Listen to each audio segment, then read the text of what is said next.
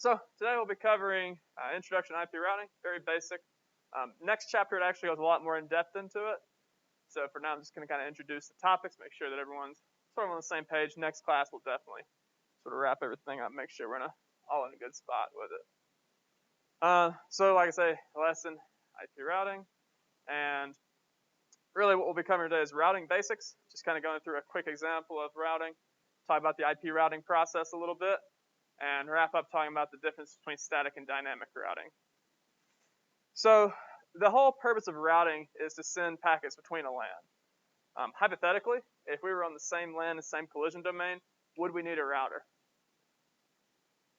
Could we do it with just a switch? Could we do it with just a hub even? Yeah, we can. So really what a router does is going to allow us to send packets between different LANs. So we can have one LAN for one functional unit, one LAN for another functional unit, and of course the router is going to allow us to transfer a packet from there to another. Now it doesn't just have to be on a wide area network. We could of course do this on a network that is not even physically connected. Sort of use physically connected a little bit loosely, but basically what we're going to need is the destination. Where is the packet going to go? That's pretty straightforward. I don't think there's any questions about that. The router is going to determine the path. So the path is just going to be how it's going to get there, basically. And that, of course, is going to come from neighboring routers. So if you had, let's say, a network with 5 different routers on it, you want to send something from one router to another. The routers are most of the time going to sort of dynamically determine what the best path will be to transmit. And then, of course, the last thing you need to have is packet integrity info. Pretty straightforward for stuff like CRC checks, various verification. It's all going to be included. And then, like I say, the routing table is really what's going to determine the specific path that it takes. So you can use static. If you use static, that's going to be where you basically tell the router, this is the path that you would take in these circumstances. Once you have more than just a handful of routers, that becomes a very difficult process to manage. You can imagine, if you have 100 different routers, not unheard of, that's a pretty large number. Would anyone like to do 100 different possible routers? That's, talking about not just 100 different paths, because you have far more than 100 paths. I think it's 100 permutations. Is that a large number? So in that case, you think you'd more likely use static or dynamic routing? Who votes for static? Who votes for dynamic? Okay, that's good to see. Definitely dynamic. Dynamic's going to handle all this without a lot of intervention, and it's going to handle it pretty well. Is it perfect? No. But is it good enough? Yeah, definitely. So talk about the process a little bit. Like I said, this is a very long process to send one packet from one host to another host on a separate LAN, and that's going to be something that's going to be very important, though. So let's kind of go through this. So we have host A. Host A wants to send a packet to host B. So you can see they have different IP addresses down here, just off by a little bit. However, it's enough to change things. So first, they're going to create an echo request, and that echo request is kind of going to make sure that the device is, of course, online. It's going to hand the payload up to the IP stack, which is, of course, going to create the packet. So we haven't left the device yet. Still on that device, packet's going to be forwarded, and IP is going to determine if it's a local request or if it's going to be a request that needs to go out to the router for. Okay, so assuming it's going to be a remote request, which is one that has to go out to the router for, it's going to happen. It's going to send it to the default gateway. Who remembers what default gateway is? Starts with an R. Router, exactly right. So like I say, if it's remote, it's going to send it out to the default gateway. If it's not remote, it doesn't have to send it out to the default gateway. Of course, what's going to happen is you're going to use ARP to find the hardware address. Now, don't be confused by this, because that's going to be the hardware address of the router. Okay, we're not going out to the host B yet. We're still on host A to the router. Does that make sense? So then once it has the hardware address, it's going to generate the frame. And as we sort of continue going, we're still packet being created on the host. We're going to do the physical transfer. So we're going to move it from host A to the router. So we're just moving from this guy to this guy. Does that make sense? We're not going from this guy to this guy yet. Okay. So then the router is going to receive that packet, and it's going to do its basic checks on it. We talked about CRC and FCS a little bit in here. It's going to be basically take the packet out of the frame. So we put a frame around the packet, taking that off. And this is basically what we're going to see here. So this is the frame. It has destination MAC, source MAC, FSC or FCS, as well as the CRC. So all these fields, the only thing we're going to get is a packet. Now here's a good question. Why are we stripping away the destination and source MAC? Who can tell me why we're stripping those away?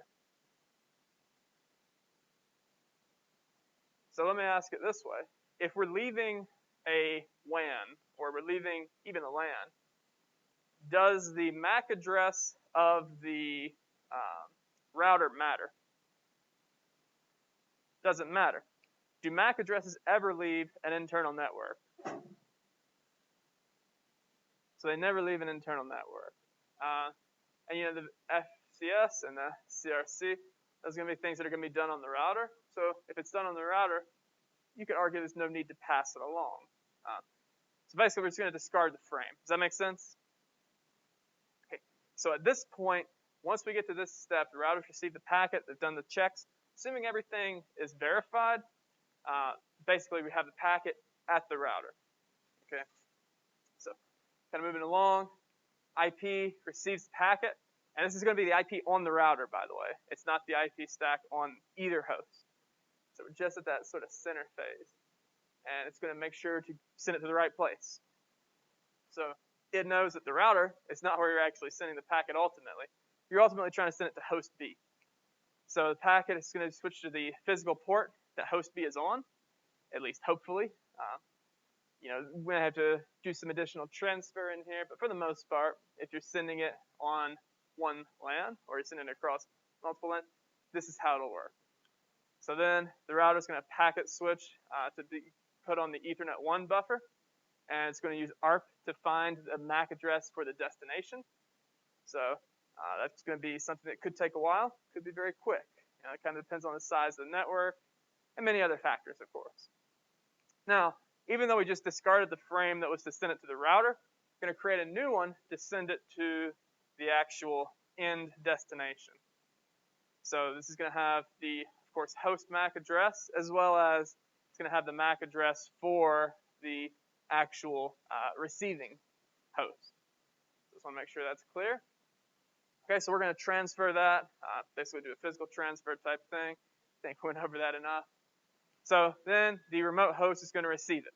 Okay, just like before, every time it gets transferred from one host to another, even if it's the router receiving it, it's going to run CRC just to make sure the packet wasn't sort of messed up in transit or anything like that. It's going to make sure that it's sent to the right place.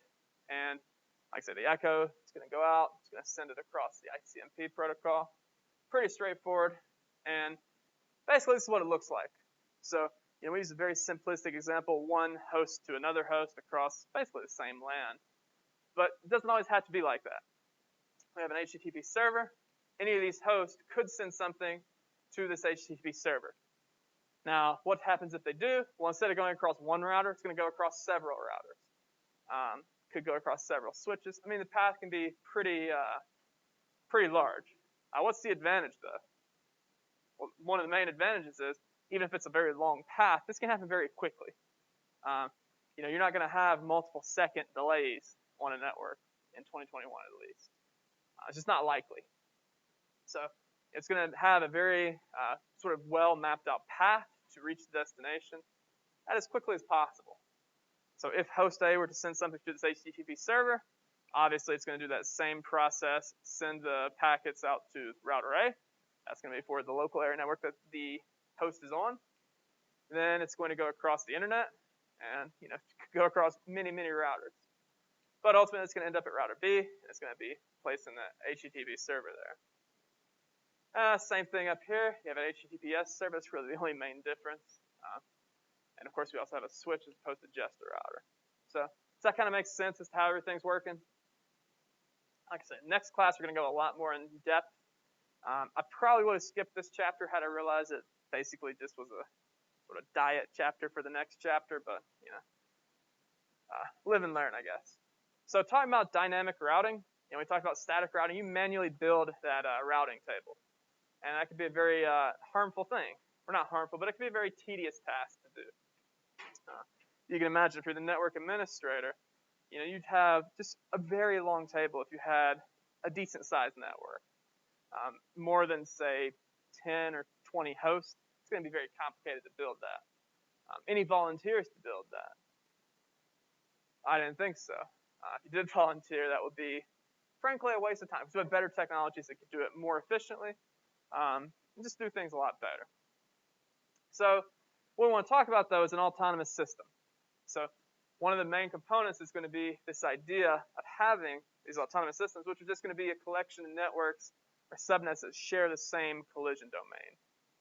So you can use it interchangeably with a term like WAN, because it's a collection of collision domains. It's a collection of LANs. Does that make sense? Now, is it the same thing as a WAN?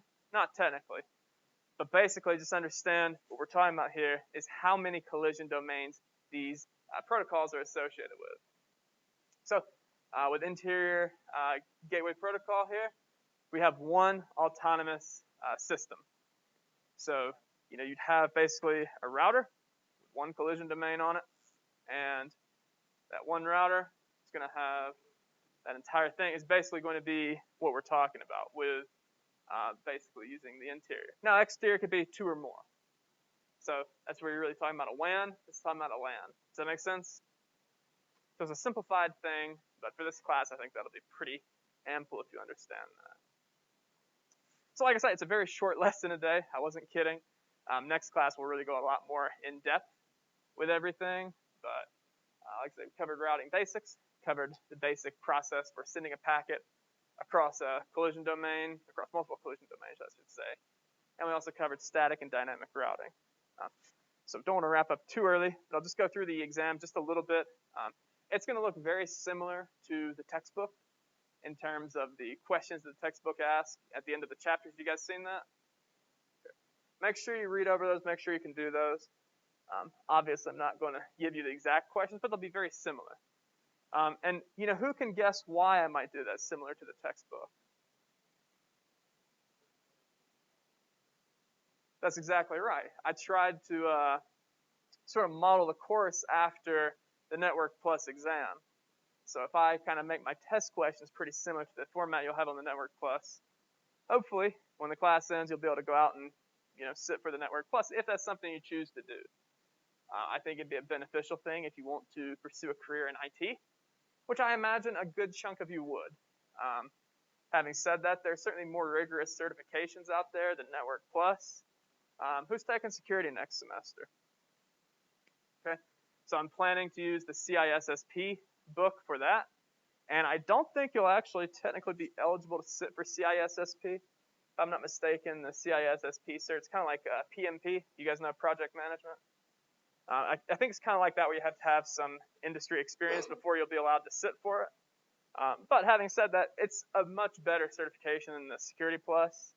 I would have loved to have used sort of more rigorous networking certification.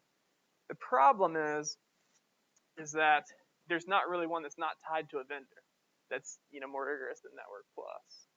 So that's kind of where we're at with it. So make sure you read through that. The book also has a summary of each chapter. That's going to be a great study tool as well. Chapters 1 through 10 is what you'll see on the exam.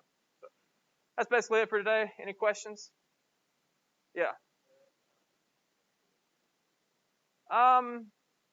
That's a great question.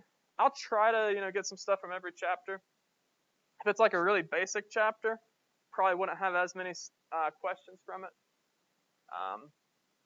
Like for example, was it last class that we did the what was it where we did that I said this is probably not going to be covered in much detail. Subnetting, that's right. I'm not going to ask a ton about subnetting. I think it's the sort of thing that if you need to know it, you need to look it up before just to make sure you're not making huge mistakes. But sort of thing I don't see a big reason to memorize. It's not a very large component of the Network Plus cert, so I wouldn't worry about it. But apart from that, I mean, anything we've covered is fair game. Any other questions? All right, like I said, next class it'll be a lot more meaty than this, but that's pretty much what we have today. So have a good one, everyone. I'll see you all Wednesday.